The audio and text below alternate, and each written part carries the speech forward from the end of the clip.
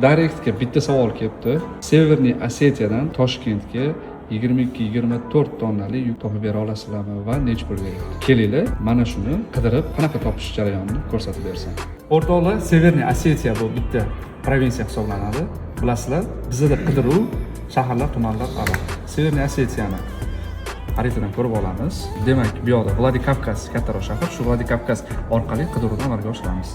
Vladikavkaz. Mana bizda bor.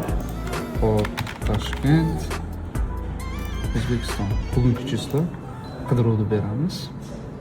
O'rtoqlar, ko'rganlaringizdek 7 soat oldin Vladikavkazdan Toshkentga qo'yilgan radiuslarni joydan joyiga Mirsardor aka qo'ygan ekanlar, napitka ekan. Kelinglar, yanada ko'proq natija olish uchun radiuslarni kengaytirib ko'ramiz. 200 km radius atrofida qilib ko'raylik.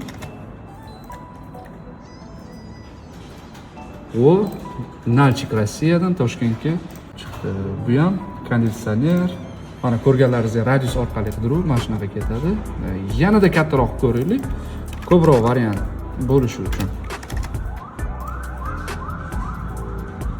Vo, mana sizlarga natijalar 300 km radiusda. Faqat Toshkentga boradigan yuklar hammasi. O'rtoqlar, kelinglar endi mobil ilova orqali shu qidiruv amalga oshirib ko'ramiz. Hop, poyezd qismiga o'tamiz. Severniy Osetiyada Vladikavkaz ko'ramiz.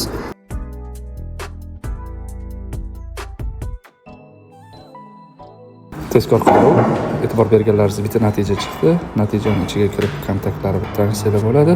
Xo'p, endi radiusni qanaqa redaktor qilamiz? Bu qismga bosamiz va radiuslarni 200 qilamiz va saqlanish qilamiz. Va e'tibor berganlaringizda natijamiz ko'paydi 3 taga. O'rtoqlar, yuk yo'qda bitta joyda qotib qolgandan ko'ra, mana shunaqa radius orqali qidirib, yo'lingizda bo'lsa yuk olib, vaqt o'tkazmasdan pul qilish kerak. SP Cargoga ulaninglar, ishinglar juda ham oson bitadi.